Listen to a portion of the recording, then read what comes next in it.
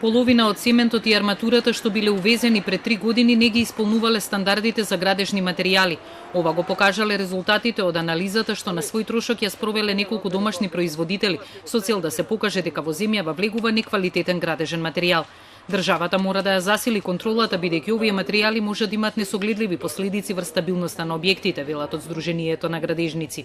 Испитување на мрежи, случајни на увозот, мислам дека од Косово. Мрежите на контрола, да речеме, ако мрежа Q181 треба да е формирана од мрежи со дебелина 6 мм, овие мрежи беа со дебелина од 5,2, 5,3, не беа ни толеранција. А знаеме дека претежно основните школи работат на арматурни мрежи. И затоа отидовме на такви производи кои што се вградуваат во јавни институции, кај што многу луѓе транзитираат.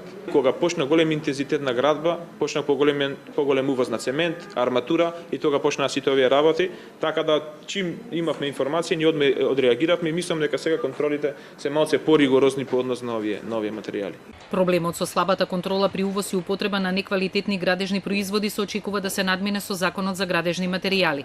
Серафимовски упати апел до компаниите до 30 септември да завршат постапката за добивање стандарди, која нема да им предизвика финансиски трошоци. Овој закон би станал дел од сите јавни набавки и сите тендери. Значи сите нови проектни решенија и сите нови јавни набавки би морало да ги почитуваат. Така да компаниите треба да знаат дека овие се крајни датуми за нивна едукација, после овие датуми следува имплементација и дека доколку не го имплементираат нема да имаат можност да се јавуваат ни на тендери, ни да бидат дел од проектите кои ќе се реализираат.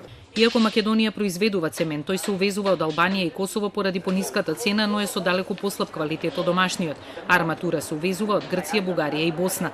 Цемент влегува и од Турција, бидејќи оваа земја ги субвенционира турските компании што го увезуваат овој материјал. Минатата година од Албанија, Косово и Турција е увезен цемент во вредност од 16 милиони евра, а од Србија и Грција се увезени тули за 5 милиони евра.